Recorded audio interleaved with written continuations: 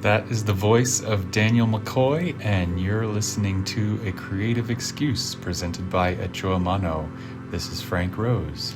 And I'm Cara Duvall.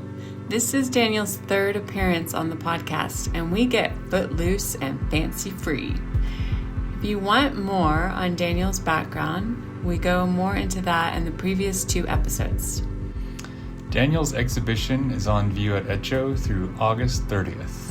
Next up are solo shows from Eliza Lutz and B. Brown, opening Friday, September 4th from 5 to 7 p.m.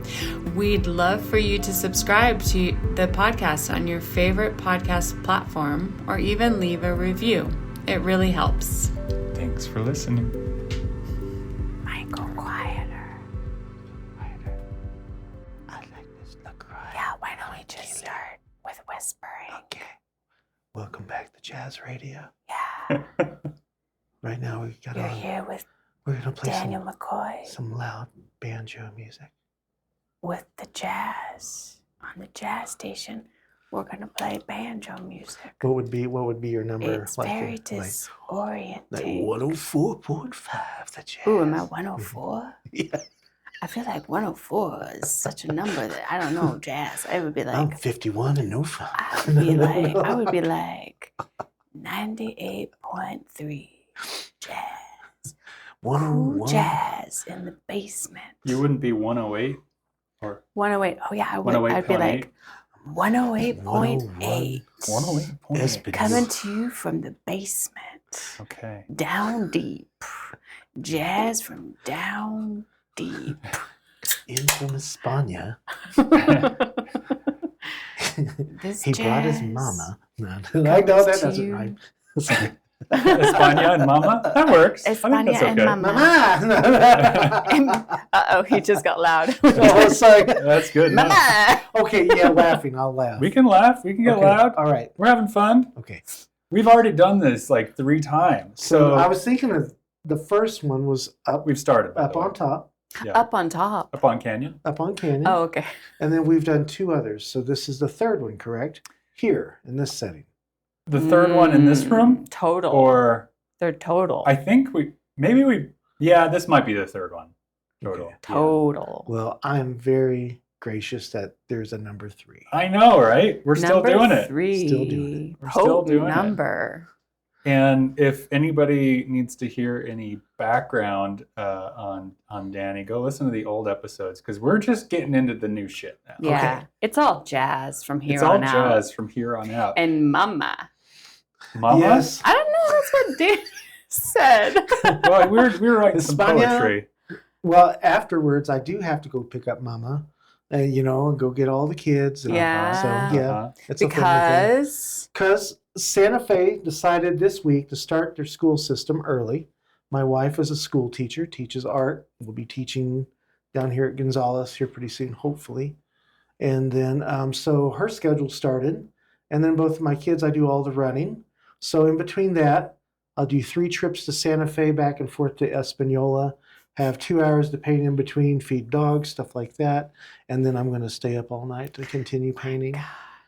do you keep all of that in your head or do you have a It changes day to day, moment to planner? moment. Okay. There is no long distance planning with my No. family. It's No script. it's turned into absolute chaos. There you We've go. had several forms of this chaos over the years, but this one it's peaking. Yeah. Yes. I just want to say that the movement you just made with your hand was so smooth and did not look like chaos at all. Oh. It was like, we're just rolling. Well, the painting hand is still in Zen land. It's still very Zen, but the rest of it is absolute chaos. It's like, yeah. Moments of that road rage is under control, but it's all that's good. good. Oh, well, Yeah. that's notable, right? For how long? Just today? Well, I don't know. We'll see. But lots of painting going on, and it's been a very inspired 10 months of constant painting. Most of it being my own work, but for the most part, there's been a couple other projects that stemmed into did some illustrations for, God, I can't remember the University of Florida, Northern Florida University, and it's for the Temecula tribe. So I kind of got out of my element and did some more realistic illustrations that the Muskogee are descendants of this tribe, and they're trying to do new illustrations by tribal descendants as opposed to the old, I think they were etchings that were done in Germany. So doing that, also got to work on some murals with some artists. Sarah Jin, yes, I pronounced her name right. She has a mural at Site Santa Fe, but other than that, it's been only my paintings, and I don't know the number, but I think it's around about maybe 50 we've done since October. So been pretty busy. Yeah. I mean, I think it's just been I've been inspired to, build this thing with y'all, with all the artists, and to like have, your work grow with us, finding new homes for it, finding the rhythm of what works, finding those places that the keys fit in. It's such a cool process. I mean, Kara and I don't have kids, but like, putting energy into something and watching it grow and become, it's a thing, is so inspiring. And I'm so glad that you've been such a part of that. Well, that was a part of it, was like, well, I want to really dedicate and help with the gallery, help with this, wherever this is going, maybe put more input into it. And I think it's been pretty successful. It's also kept me busy, there hasn't been a part in the year where you just stop creating and maybe focus on whatever is going on outside of that, be it a job, be it something social, whatever that is. It's just been a focus on the art. There's a painting to think about every moment. Yeah. So, and that's been a lot of fun. And it also, I see an improvement and tightness in the work. There's a speed to it that I'm getting up to. So it's training and just like how my son practices for his performances. I think of like, well, if he can do this, and hoop dancing performances, that is, and so if I think about him doing that, I can bounce back and, well, if he can do that, then I can do this and get on with it. You won first place, by the way, at the competition this weekend. Yes, it was. We had the Lightning Boy youth competition, which was it was so hot up there, and all those. But I could see the youth of all those new kids. We've 6 years now, and I've watched them turn into young adults, and I can see the future of hoop dancing with these younger kids. Very inspiring. And so, he was getting beat out by the two that usually beat him in every competition we go to. And he went home that night and said, I'm going to change my routine. And he did. And he did really good. It was also my wife's birthday, so it was a good gift on the same thing. That's wonderful. Yeah. So a kind of a tense summer, but that was just icing on the cake to make it just all right. That's so cool. Yeah. That's so cool. So yeah, that was an awesome day. Yeah. And then you're about to hit the finish line with the paintings.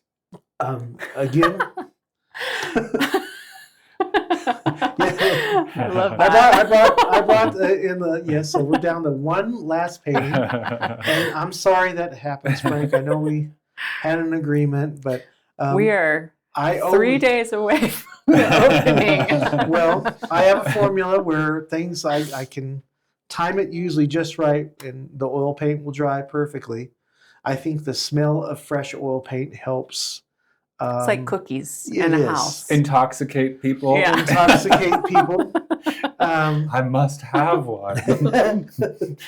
But for all art shows, I've always pushed it to the last minute. It's like part of the challenge. Yeah. And I know that can be annoying to my fellow folks were helping out with the show, but sometimes I'm sorry, that's just how I roll. It's all right. Yeah. We do our best. I think you have maybe a greater capacity for chaos and stress than most people, Yeah. considering what you just shared. Well, okay. Yeah. Like, I do. I think I do thrive on stress a little bit Yeah. anymore, and I'm trying to change that. is it your drug of choice? I think so. Anymore, yes. Yeah. So, but yeah, I'm working on a large piece of. It's a shot at Nambe Falls. We actually took a break. It was around my birthday, and all of us, the whole family, we went up, walked up and down the river, and it's kind of weird. I usually don't paint water in any of the landscapes, usually because, first off, it's desert landscapes that I work with, but I have like an issue, like if it's a man-made lake, I don't usually want to, but I had to realize and think about it. Well, most of the waterways I've lived around my entire life have been man-made. There's a dam, or there's something, or there's some sort of road, or it's been, altered in some sort of way, and that was kind of an epiphany. And so so I did the sketch months ago, and about a month and a half ago, and my wife and I were like, this will be a good. So it's kind of got a new composition, and it's a good shot that I got of all of us in there, and so I'm just having fun with the rock work and the water there. And I hadn't been there in 20 years. And we spent the whole day there, and I was able to calm down a little bit and chill out. And we all had a picnic. It was really good. So nice. So I'm painting things of like that was a great day. And all you have to do is like turn your neck around, and you can see a beautiful landscape here in New Mexico. Mm-hmm. And so there's an idea, and acting on that the second you see it. If you have the sketchbook in the car, go grab it, draw real quick, maybe take a few photos. And so thank goodness for technology kind of helping out this year. Usually I kind of work from a sketch. This has been more from photographs. Family members, my wife, hey, look at this. We're hiking up here. Fia, I took this for you, Dad. So it's kind of like I'm getting gifts from my family, and I don't really have to leave the studio as much. That's not necessarily as healthy, but I've had all these great photos. And so I had an arsenal to work with, and my beginning goal with this body of work was to go more realistic and head up towards Taos, heading towards Colorado. And thus the title, We Can Only Go Up From Here. And I know that can sound a bit negative or a bit, a little spicy there, but no, it's only about elevation and driving up north with loved ones and looking up towards the sky, prayers, dreams, stars, sky formations, peaks of mountains. Most of this work has been created at night. I start up very early in the morning, take a little break during the day, and then I finish up in the evening, and we'll wrap up around 2 or 3 in the morning. So I stop and always take a break on the porch and look up at all the mountains and listen to the animals, and it's still very in tune with the setting. And some of these mountains kind of have a glow in the evening. I don't know if it's my eyes or if it's my imagination. Could be the one-shot lettering enamel. I don't know. But they seem to glow with like a power. Now that I'm used to seeing what peaks that win, that there are no people, it's just animals and nature and activity, water flowing, runoff, snow melt. It seems to glow to me in the evening. I don't know if it's the moonlight bouncing off. So I started focusing on peaks. Maybe I know a bit of folklore, or I can hear the original names of things. I know that maybe this is sacred to this group of Pueblo. And I really appreciate those stories because I realize that now, that's absolute uh, powerful stuff there. And so I tried to put that into the paintings this year. I don't know if you can see that. It's kind of been ongoing for about the past year and a half. Trying to look at landscape in a different light, maybe how an animal would look at it or how an insect would. Not just through the cell phone or human eye or that kind of reflect. So, but surprisingly, when I look at just now, when we looked up at the work up on top, I saw that it completely went into this colorist kind of field, and Abiquiu ended up being a place of focus. I didn't not intend that to happen, but that's where we take our animals and take a break, go walk our dogs, and that ended up being kind of a place of solace this summer. And so it happened. I tried to hold on to the reins as much as possible, but it sometimes the art really guides its own way where it's painting itself. And I think that is what is happening. Yeah. It's I am maybe not in control of it. It's kind of doing its own thing. Yeah. I can relate to that, as, coming back to, growing this gallery baby. At a certain point, you get more inputs into this entity, right? The artists, the collectors, the community, the people who come to the openings, the staff. It's like everything becomes an input to creation.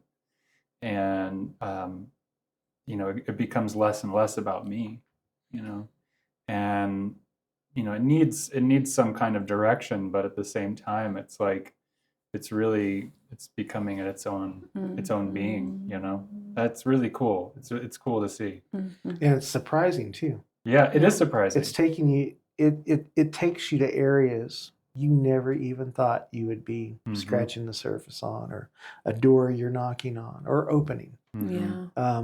And that's what's really special about it. Whoa, look at this. That's the difference, right? Between being in relationship. Yeah. And being, I don't know, being the controller, right? Like thinking, I'm going to do this, rather than what y'all are talking about. It's like being in a relationship, and then there's like a third thing arises, and that's the third, the space. That's where all the magic happens. That's where the mystery lives. That's where not only does the artwork or the gallery get to transform, but you get to transform and discover new things. And talking like that, art is, it's that invisible sidekick that's always been next to me. When I was a kid, I'd hear, I'm on the phone, go sit down and draw. Okay. And after you hear that so many times, you don't bother.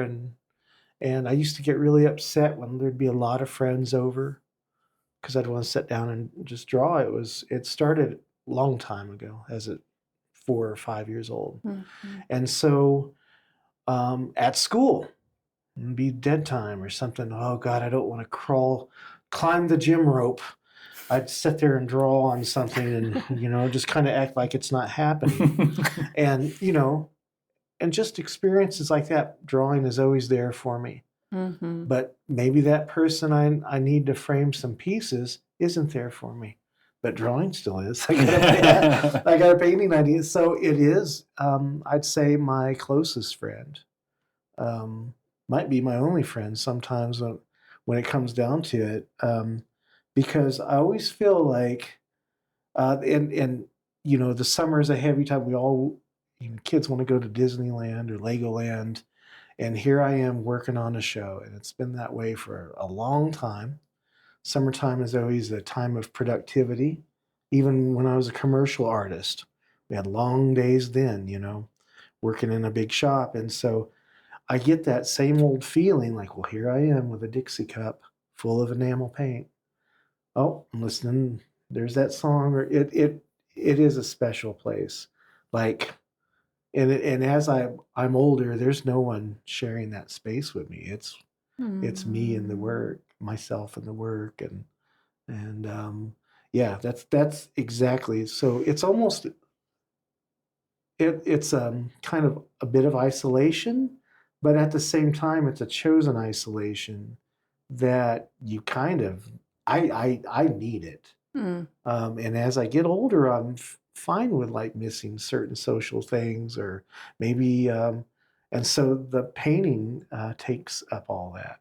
And so Mhm. this year has been a tour de force of work for me, and I'm going to continue on after I've kind of got a year-long goal to see how much I can make and where it can go. And then I want to compare it all at the end and kind of get with everyone and say, hey, what works, what doesn't, you know, where I'm just kind of the vessel or the conduit for it. Yeah. Yeah. Yeah. Well, you could get started on next year's show now and then be done by August 1st. I heard that. Right? Wouldn't that be cool? And then you'd have the whole month of August off. Wait, no, by July 1st. And then you'll have a whole month before the show even opens. Well, this isn't for me. This is for you. I know. I heard a version of that this morning. Yeah. It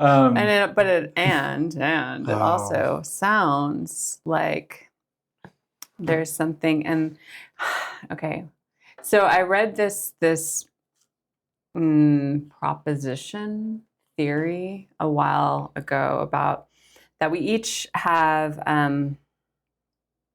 our way of being with time and space. Like it's very intimate, you know, and we can have lots of shoulds of like, I should finish this sooner. I should not procrastinate. I should have more space, or I should do more.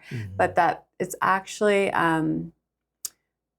we do ourselves, I'm changing a bit, but we do ourselves a disservice actually by trying to change that. And it's more about like becoming really close and intimate with the way that we are in relationship with time and space, and then honoring that. And so it's like maybe you working up, like you said, working up to the last moment, like that's when your best stuff comes through. And that's when there's like something about having that looming deadline that really sparks creativity and fire in you. And sometimes it's like that, sometimes it's not. I've worked for other artists that get their show complete a year ahead and then build up this big narrative. It's not, none of it's true, but it's a big narrative that sells the vehicle, you know, that sells what they're putting out, the 1994 whatever, you know, or 2000 car for this year. Yeah, that's. But then I've also worked for artists that will wake up and say, "Oh, I've got a show next weekend. I didn't even realize," and they just live on chaos. And so I don't know what the right gear of that is. There's the ones that are super prepared, where it's almost like textbook art, and then there's the ones that it's dynamite, and you think they're not going to make it. They're not. And you'll be surprised.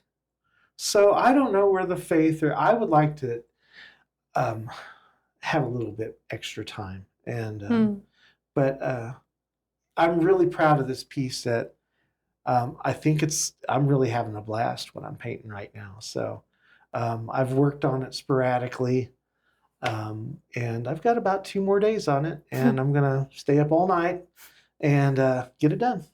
Yeah.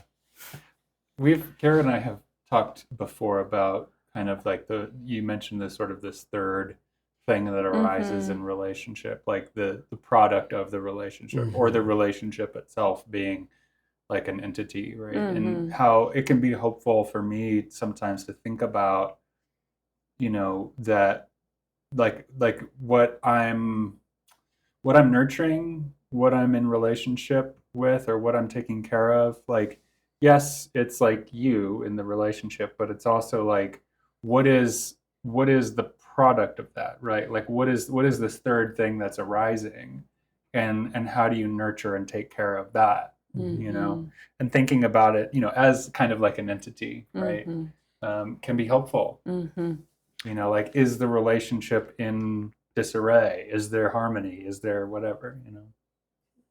Yeah. And that everything has its unique timing. And there, of course, we can be prepared and we can plan and we can set intentions. And then, you know, like, life happens. And suddenly school starts a week early, and suddenly, you know, the well breaks, and suddenly, you know, like, all these things, and just like, yeah, like, there's another thing at play that's in some ways, maybe, I don't know, maybe all the preparation and the planning is just to have us like feel somewhat settled. So when then the chaos hits, You can negotiate. You can negotiate, yeah. I started off with this show. I had this certain way I wanted the cloud formation to be, and I can't. Is it Walt Gonski that did Cloudville? I'm trying to think of a Taos artist that I was inspired by. There's a little bit of Taos stuff. That's kind of why I wanted to move up, and I kind of wanted to dial in the realism a bit. But it's like the psychedelic pop background, anti-establishment part of Danny just came through and blew it all up. Dude, that part is strong. And and plus, you know, that we're talking about being prepared. Usually the pieces I would get done ahead of time and just go, oh, this is going to be it. When I was more of an Indian market artist and we'd go to these shows, I remember this one I did of Chido Harjo. I just thought, oh man, this is gonna get first place at Heard. They hung it by the bathroom, you know, and it was I was like crawling on the ground, and it just shot me. And every time I've done that and got the big head over something, I get humbled really quick. And so I try not to have any expectations anymore. I really know, like, okay, I'm gonna do phthalo blue, phthalo green, and some purple. And those are the two colors I'm seeing. And that's where the landscapes really kind of just take hold of you. Whereas like those figurative pieces where the landscape would be great behind it, but you're still supporting this narrative, this figurative thing, or this design work. You totally throw that out with landscape. And so I love that blessing. That frees up a lot of fun to dance around. And so that's what I mean, just like what color guided, that's what, and now to see all those paintings together, because I'd bring 4 or 5 in at a time to get them. At first I didn't want to sling paint on something or have something get damaged, because it's always in flux. But then also I don't want to see what I've done already. I just want to keep moving. And then you go, okay, I see the thread through them all. And I haven't saw that until just now. So, and you get worried. You start worrying like, oh, is this going to work out? Is this going to be? But I saw the other art from the other artist in the show with their colorist and kind of therefore, okay, that kind of works. And so I can kind of see this common thread pretty much since the Diablo Canyon painting, where it's kind of leading here. So that's been the big step. I don't know if I'm going for this again. Here I'm talking about realism. I just thought, okay, this cartooning style, this formula has reached its peak, but then I'll go back to it. So I thought, okay, this is it. It's like this is the last prog rock record we will ever make, you know. The 17-minute song, or that's how I'm looking at it. But then when I look at them all together, I'm like, okay, this is a package of cohesive work. Yeah. And it's all about maybe 4 areas around my home.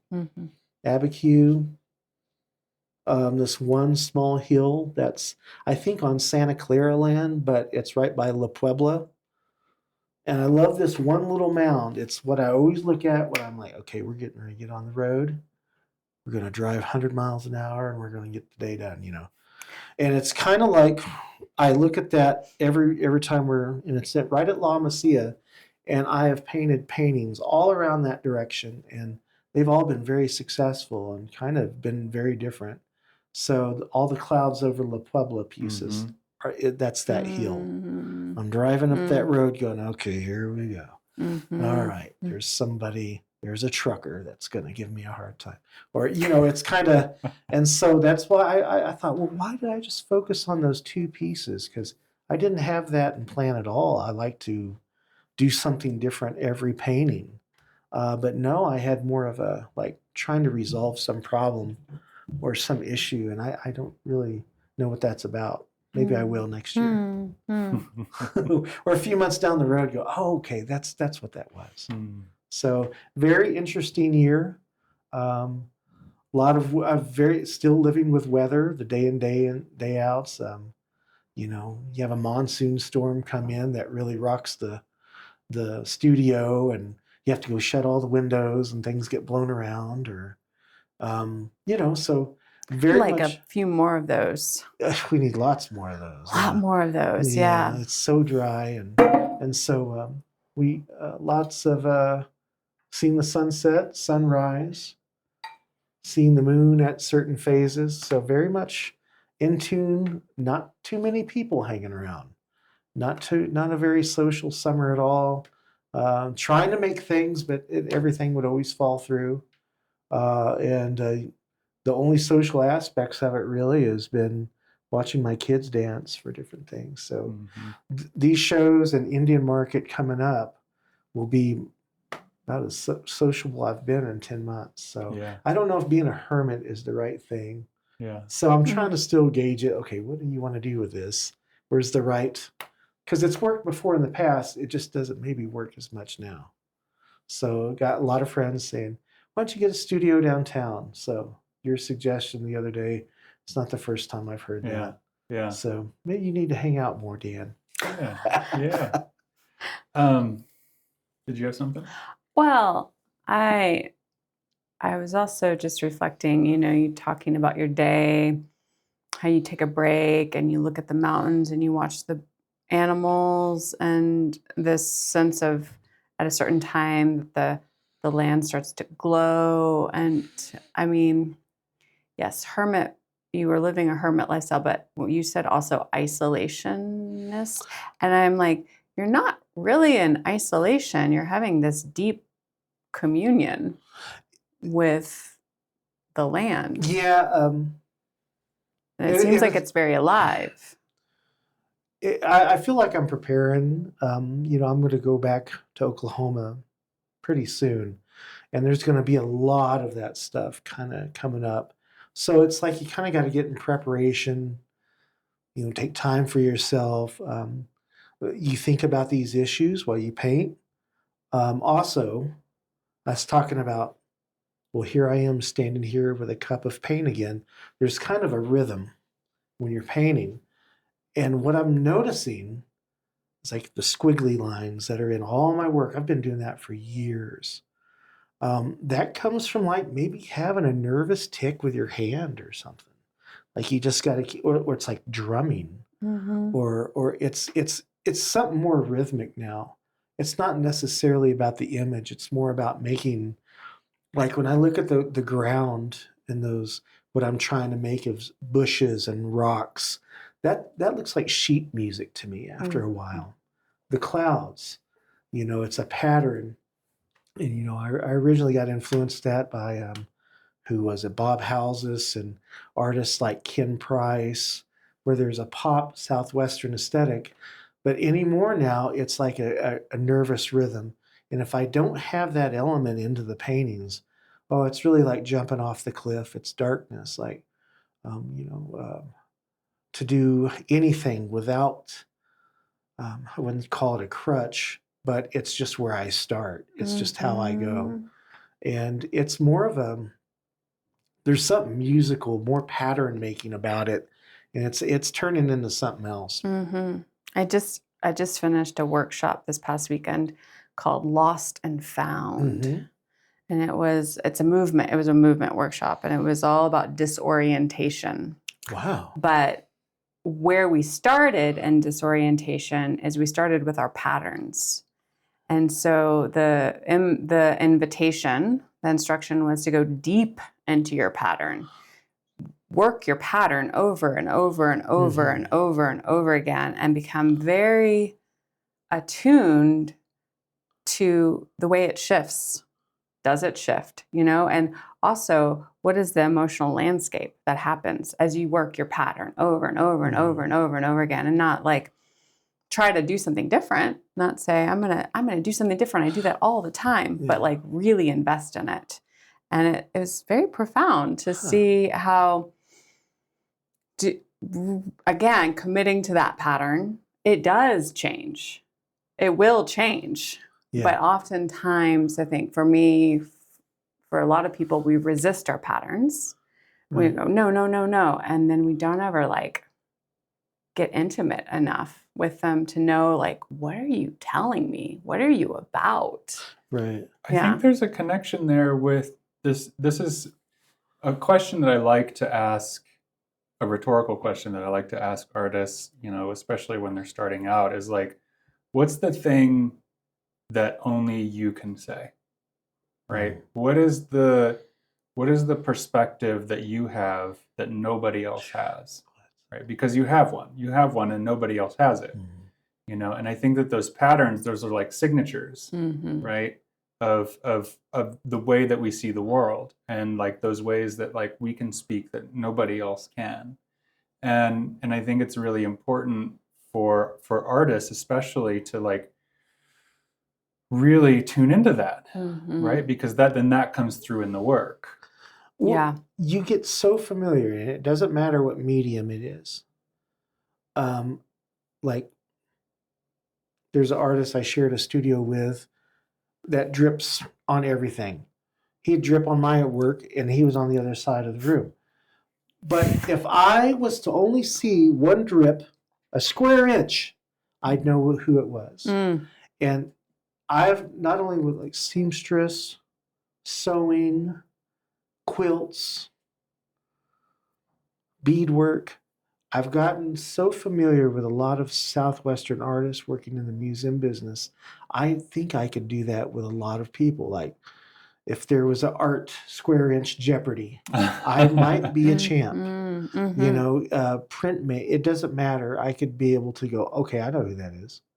And that's kind of that's it's okay. That's pay attention. Let's put it on sound. It's okay. Anyways, the next thing you say is going to be profound, Danny. I thought I was about to curse. Anyway, we can curse on this show. I won't. Okay. Keeping it clean. So that's that imprint, and I wouldn't know how to answer that question. What am I trying to say? Well, you are saying it. I don't know. I think that's why it's rhetorical, right? Like I don't think that it necessarily has to be a clean answer, but like I think that's what comes through. Like I think it can just be a feeling, right? And holding that question, I think oftentimes tunes us in to whatever the quote unquote answer is, even if it's not words, right? So, like the paint techniques that are on these pieces specifically, they started out at the sign shop, Osborne Design, where I worked when I was younger. And the squig, kind of those line works, that came where I'd have a can of paint. Dan, clean out your brush before you use that color. Okay. They'd be telling me, because I was very young and I had dirty thinner and things, and I'd get in trouble. But I'd had this area that they let me paint to get all my excess thinner out of my brushes, and that's where that line stuff came. And it came from this constant like shaking out thinner. It's and my arm used to be so sore, and also the shoulder would be really strong and muscle. I could arm wrestle, and it's really funny. This arm is, I'd say it's probably the most important part of me, and it's constantly. It's got a mind of its own. Like, you ever seen that old '50s movie, The Crawling Hand? It's kind of like that. It's got a brain of its, but it's got to constantly be moving, and those squiggles and those clouds. If you look at my older paintings, I remember I brought that old one in that we were going to try to restretch. Those squigglies started out 5 and 6 inches long, and they were very thick. Now I use a double-aught brush, and I can't go any smaller. My eyes are getting where I can't really see. I'll say, oh my God, it's not perfect. And I'll get up here and can't even see what I was fretting about. It's kind of like, when does a 32nd inch laser mark, when you're trying to, balance something, when does that become too much? So I'm trying to pull back the OCD side of things, maybe, or my obsessiveness over it, and maybe get into more of a painterly brush where I don't mind if there's a split brush end on something. I'm kind of doing a little bit more blending. I'm okay with it.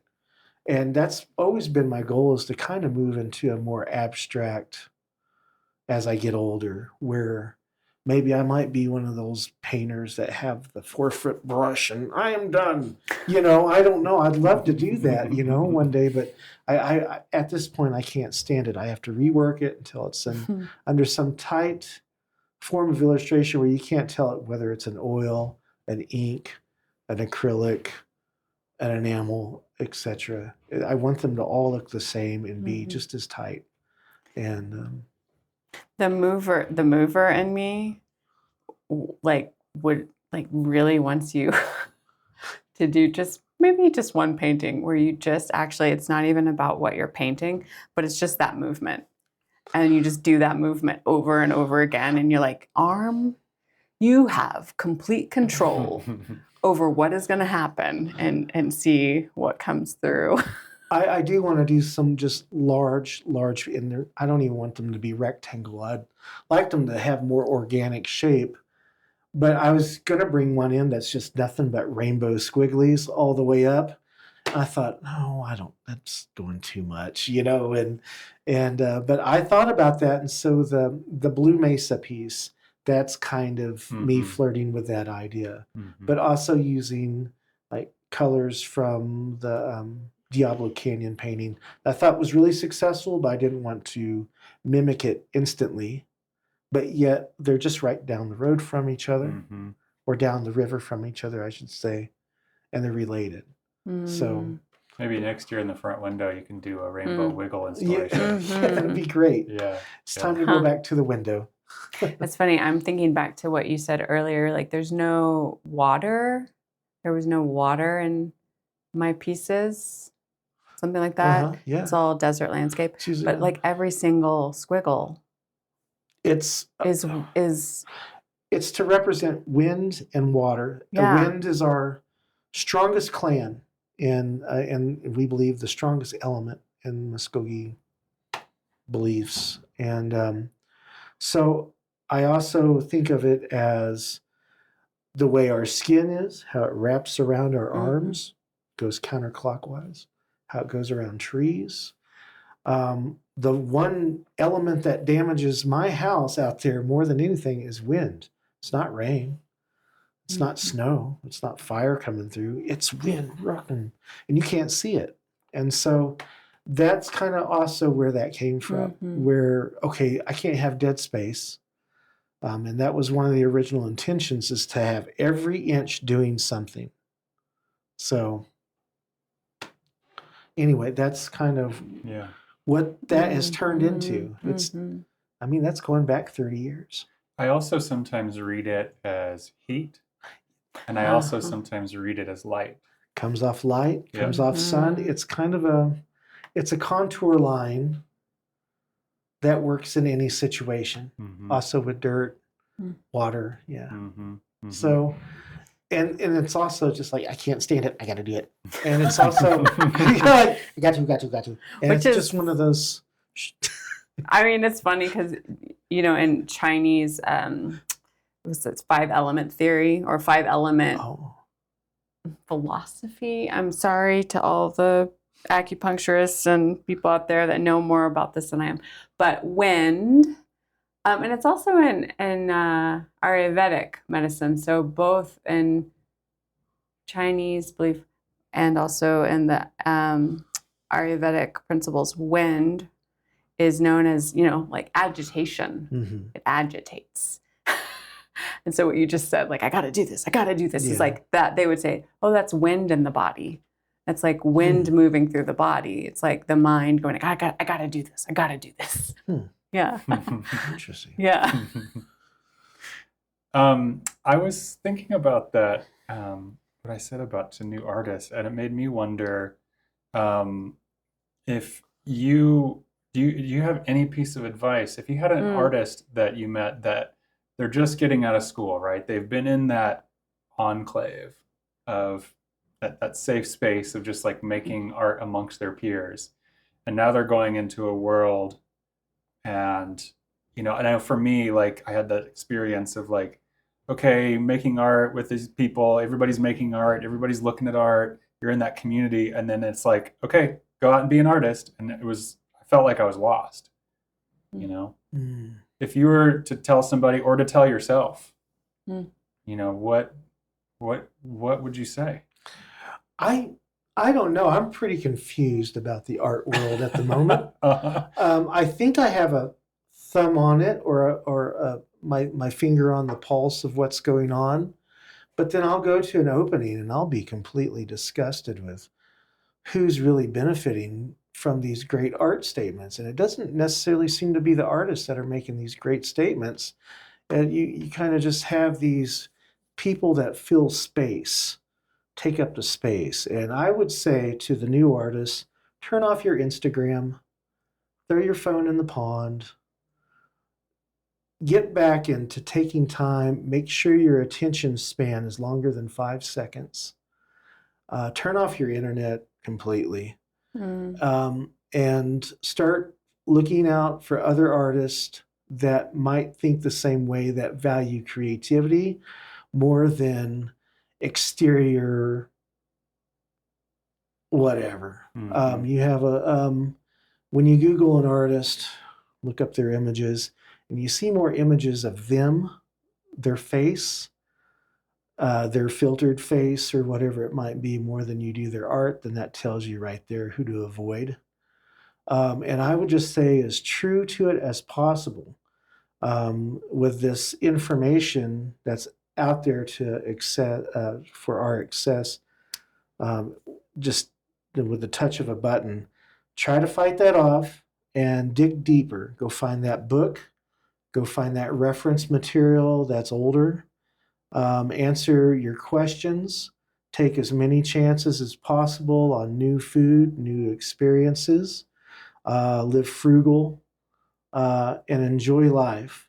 And don't compare yourself to other artists and try to get caught up in the competition. There's so many different bubbles of artistic competition that's out there.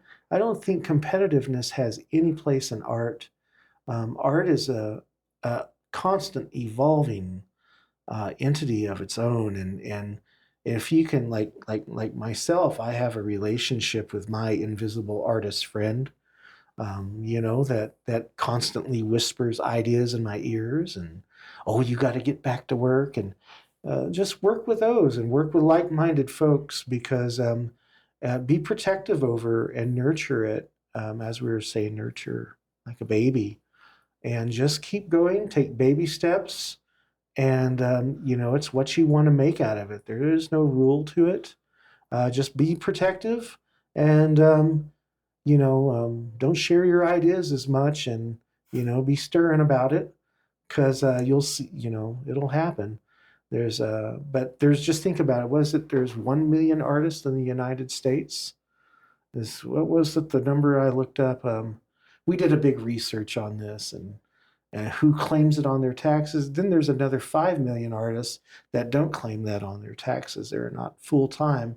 So I think as a civilization, And this always happens when they peak, their art peaks, and then civilization crumbles. And what usually lasts is the art, and that's how they tell the story of this past civilization. I don't know if that's going to happen. Maybe I've been listening to too many weird records or weird books or comics, but that's how I feel. Like, oh man, that's just so good. Civilization is going to collapse tomorrow. I just kind of feel that that's what's good. There's so many good artists, and they're all nice kids. And I just feel really like, well, what else can I do? My buddy Chase the other day said, "You're a veteran," I was like, "What?" "Oh, yeah, I guess I am," and so I have a big kind of a new form of empathy for these younger artists because maybe their opportunities aren't as fruitful. I lucked out in just the fact to be painting with some older guys when, my guidance teachers in school said I was going to. I remember taking a test. I was going to be a janitor. Okay, that's what you're going to do, McCoy. And I was like, well, okay. And but just the fact that I beat my counselors and became a painter instead, that was enough for me to keep going. And you're going to find people that are going to try to set up hurdles in your way, and it's going to take a long time to weed through all that. But they don't. The public doesn't care when you're young and hungry and all the mistakes you're making, and they care about you 40 or 50 years down the line. That once you've been through it all and mentally you're exhausted and you're like, oh, what else can I do? That's when they start paying attention to you. So it's really not very fair. And the artists that they do pay attention to a lot, real quick, right off the bat, will usually fizzle out. They're kind of like a racehorse that can run fast at first, but they kind of flop out after a while, or they lose. It becomes more of a dress up or cosplay kind of thing, and I just stay true to your craft. And I think artwork, when it's almost in a hobby kind of situation, is usually when it's best, when there is no set goals or money behind it, and you can just keep it pure. So. Take notes. Yes. Take notes, everybody. Yeah. We're going to make that into a poster. So that's kind of, I didn't mean to, I hope I answered that question. That's great. Yeah. No, I love that answer. That's my true feelings on it. And that's it. Keep it pure as possible. Mm-hmm. Do you need to check? Probably. 12. Oh my gosh. Oh God. 12:33? Oh, okay. We're good. Yeah. Yeah. Okay. Like maybe in the next couple of minutes. Okay. Yeah. That was such a good question. I mean, honestly, that's like we could end there. We could. Okay. Because that was really. That was great. That was beautiful. Absolutely. Yeah. Okay. Yeah. Cool. So we've got an opening on Friday, August 7th, 5 to 7 p.m. Daniel McCoy. Also got a group show. Very. And then Sunday, the 9th, we'll do some artist talks. Mm-hmm. Daniel will be here with the group, and Johnny Bell will be playing some ambient banjo. Oh, wonderful. So pleased. Ambajo? Ambajo. Ambajo? I don't know. Yeah. So pleased with that. And I'm so happy that once again we're back here, Mm-hmm. and I've already got thoughts for the next batch, but I'll put that on hold for another week or so. I've kind of got thoughts too, so I like that, where we can all get together and talk. Yeah. Mm-hmm. And there's always a new set of emotions behind every show, even though the work kind of looks similar. There's been this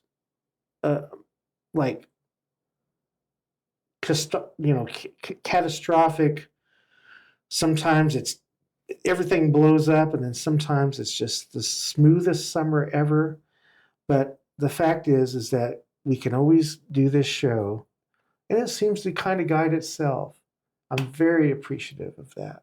Yeah. That's to have a venue where you can just let things settle, and you go, okay, it's all right. Yeah. Yeah. It's real good. Mm-hmm. It's real good. Cool. Okay. Thanks, everybody. Thanks. Thank you. Mado. All right. Yay! Yay. All right.